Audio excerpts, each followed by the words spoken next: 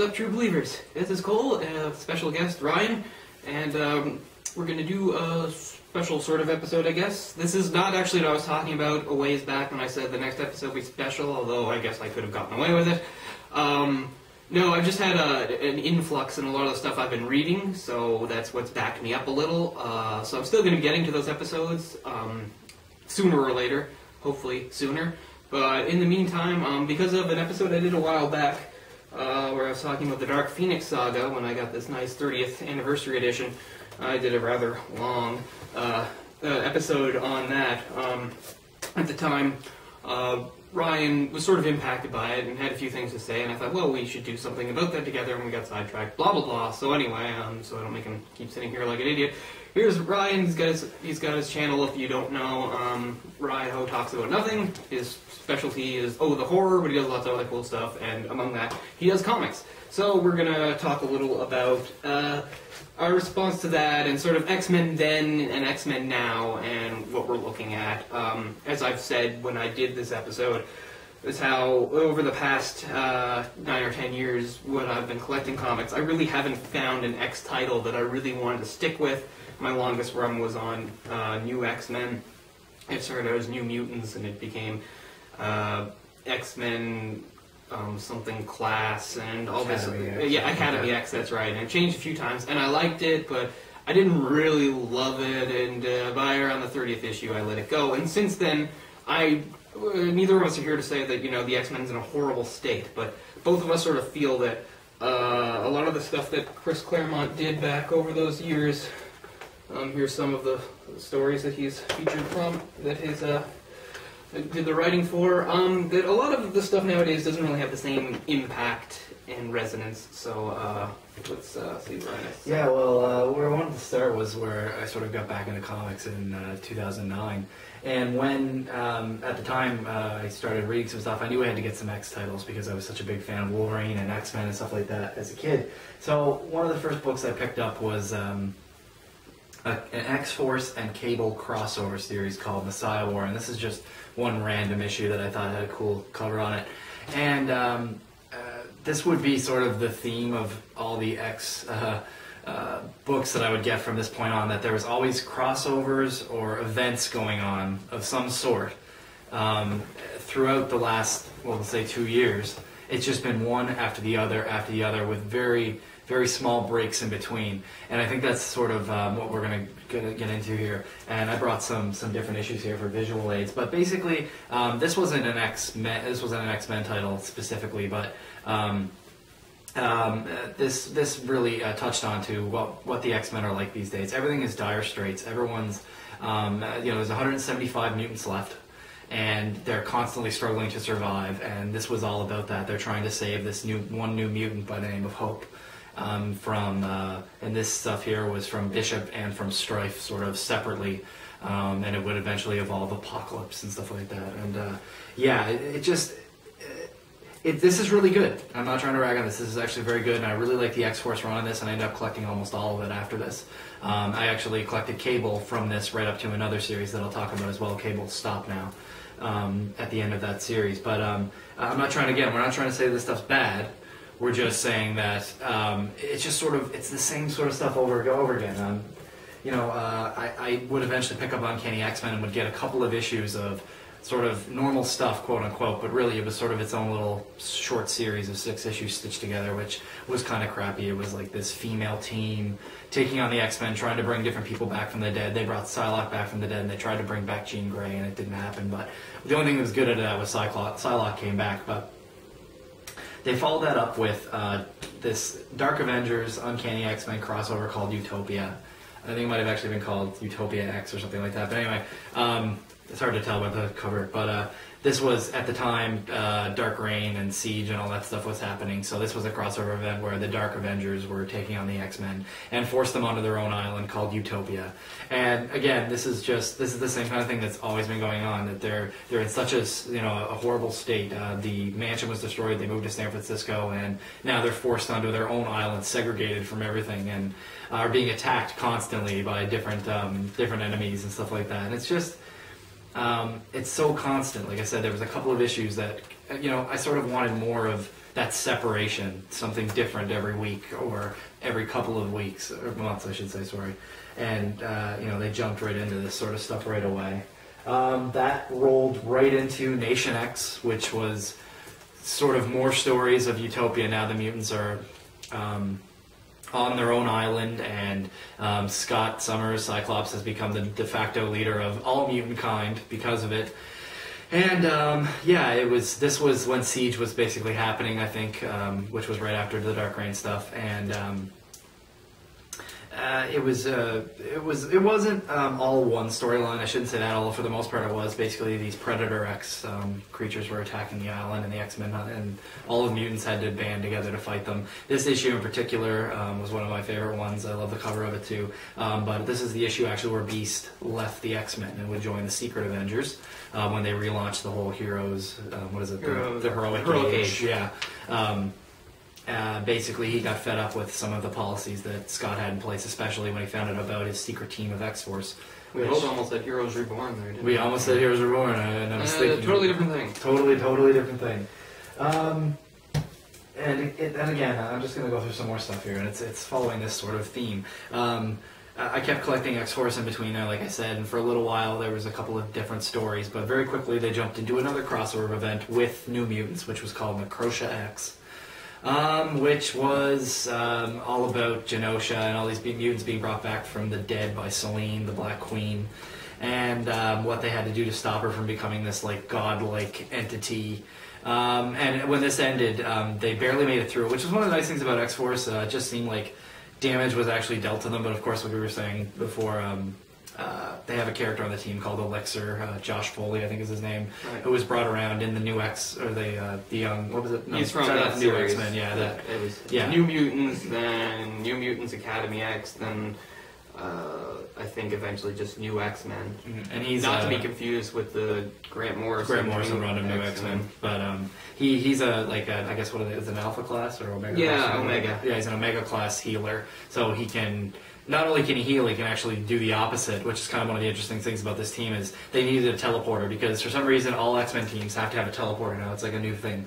Whenever Cyclops deals at a team, he has a teleporter on the team. They needed one, so they got the Vanisher from way back in the day, one of the first enemies to take on the X-Men, and basically Elixir put a tumor in his brain, and so he had to do what they wanted to get rid of the tumor. Well, so that's how they kept the Vanisher on the team, which was an interesting twist. I really did like this run of X-Force. It would end after this. Wolverine disbanded the team. He was one of the leaders with Archangel, and we'll talk about more of that in a minute. But again, sort of, the X-Men go through a couple of issues, like I said, through the Nation X stuff, and then very quickly we jumped into Second Coming, another religious titled X-Men huge event, which I think spanned all of the series. I think had it Uncanny, New Mutants, and X-Force. And I think after this, they spawned the new. There's a new series out just called X-Men, which I collected a couple of issues of it first, but it involved vampires, and I got very tired of it very quickly. But this was actually really good. I'm not going to rag on this at all. I really enjoyed the storyline. But again, it's just this.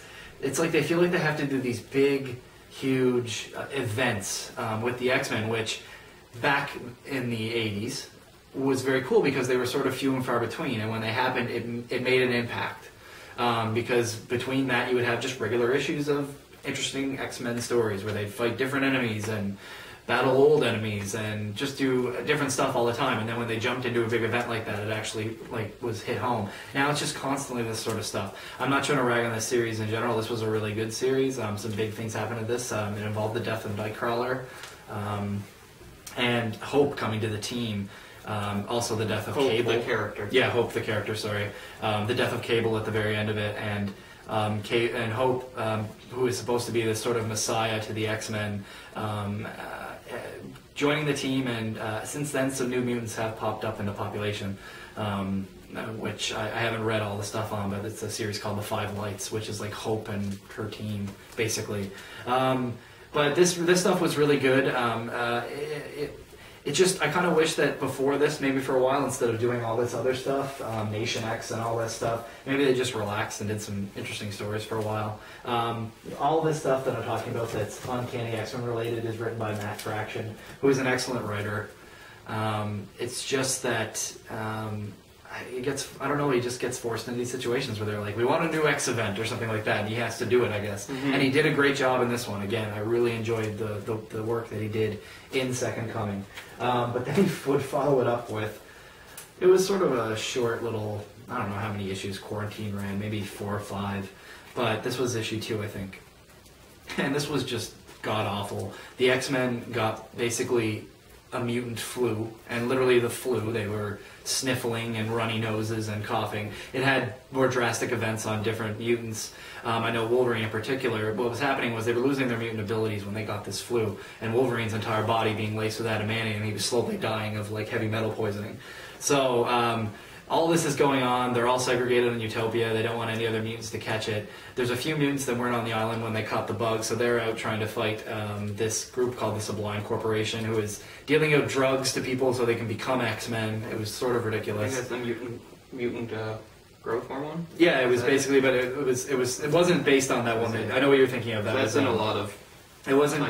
It might have been involved with that in a basic way. I don't remember exactly, but basically, yeah, they had developed this drug and they gave it to a bunch of rich, kids, and they became the X-Men, another team of X-Men, and the X-Men had to go fight the imposters without their powers and prove just how awesome they are in the end. And it was really, really lame. And we were talking about this before, and I think that this sort of suffered for a little while because Fraction has been working on Fear Itself, which is the big Marvel event this year, and there's so much going on with that.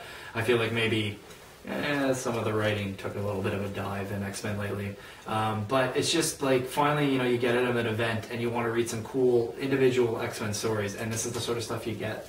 So this was sort of the breaking point for me. I'm considering dropping Uncanny X-Men and keeping another X title in particular, which is right here. And, this one I won't be dropping anytime soon, that's for sure. Uncanny X-Force. This is awesome. It's not X-Men, of course, specifically, but after the dissolved X-Force team I just spoke of, Wolverine and Archangel put together another team that no one in the X-Men know about, not even Cyclops, and it involves Psylocke, Deadpool, and Phantom X, who is a character I really love.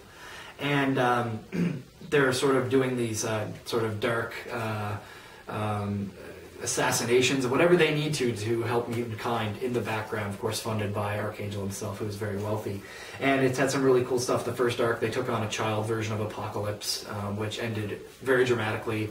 Since then they did a little bit of a series where they were fighting Deathlocks, which was not as awesome as the first arc, but it was still pretty decent. And the most recent iterations, they're in the Age of Apocalypse, meeting up with the Age of Apocalypse sort of characters. And it's interesting to see that revisited, I suppose. Yeah, it's been really cool. I'm really enjoying it. This is sort of the bright light right now because, like I said, X-Men it's just constantly event after event after event. I mean, I've got a box of this stuff, guys, and that's basically what I've been reading in 2 years. Constant events with a few issues sparsely here and there, kind of like Quarantine, that aren't that great. So it's just not what it used to be. Yeah, and like we said, we both feel that Matt Fraction's actually a really good writer. I'd say he's probably in the top 5 most talented writers who's like normal on staff at Marvel right now. Again, that's subjective, but he's done a lot of really good work. I liked him ever since his earliest stuff at Marvel, because of course he was working with Ed Brubaker on the Immortal Iron Fist series that I was collecting, that I like very much. And it's not that we feel like somebody like Fraction, or perhaps somebody else, can step in and really, I don't know what exactly needs to be done. I mean, we hate to do a video where we're just bitching and that sort of thing. But then again, are we supposed to provide solutions? Marvel's not asking for our opinion anyway.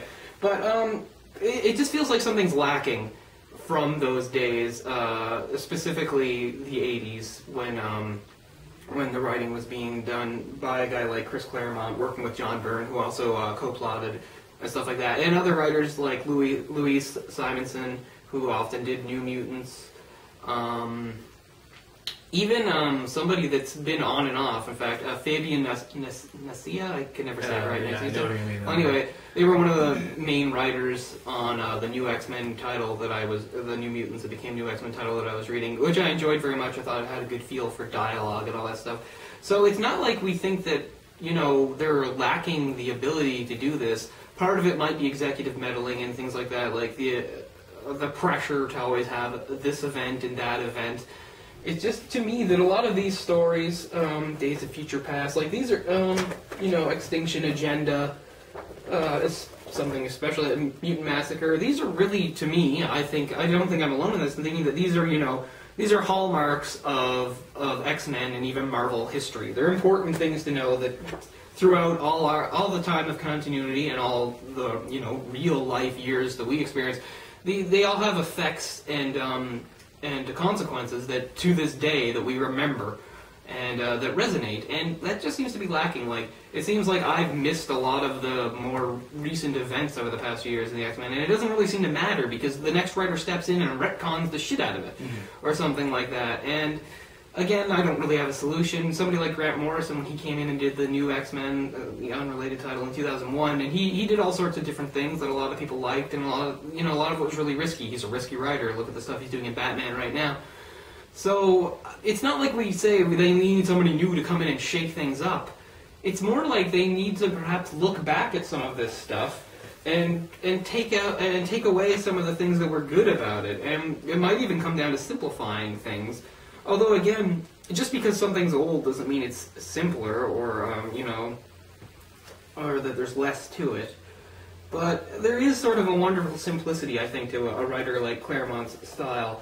And again, I know he has a schlocky, outdated form, a little overly soap opera-ish at times, and I can understand how that irks people. But if you just look at these stories as stories, and, you know, the way they're framed, and what's actually going on just from a story point perspective, they're really cool and important stories, and it just feels like a lot of that's been lacking to me anyway, and it's kept me from really, you know, diving headfirst into X-books, which is funny, because, you know, growing up before I was buying comics, the X-Men teams are the teams I always liked the most. I didn't care about Avengers or Fantastic Four, it was always the X-Men, and that was a direct result of those stories, which also a lot of them were adapted, or at least adapted, you know, in a loose fashion into the X-Men cartoon that we watched and liked very much, and you know, that formed my opinion and you know, my opinions and my views on that sort of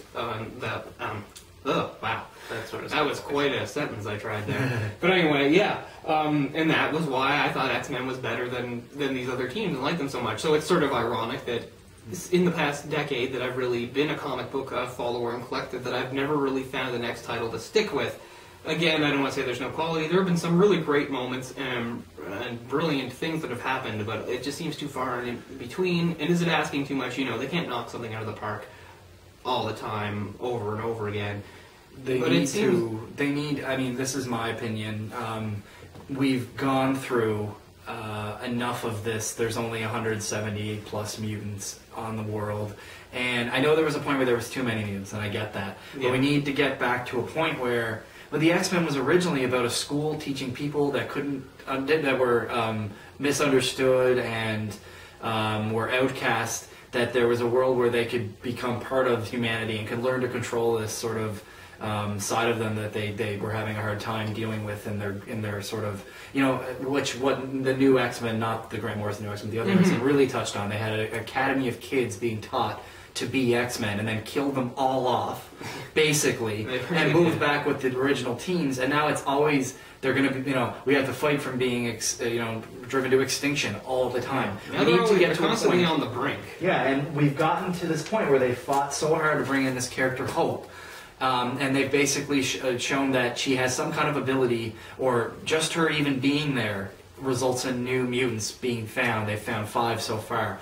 And they need to stop with this stupid stuff that they've been doing, where it's constantly they're fighting extinction, and get to a point where it's the X-Men, New Mutants are cropping up, they've got a school again. I don't care if it's on Utopia, I don't care if it's in Westchester, I don't care if it's, although I would like to see the Professor back in a seat of leadership. Yeah. It doesn't matter if it's him, it could be anyone. Maybe not Wolverine though, which is I feel like they're leading to right now. But anyway, I just want to get to a point where that's the stories that are going on. You have these new characters coming in, some fresh blood there, and just making some individual stories for a little while, and then yes, have some kind of big event happen.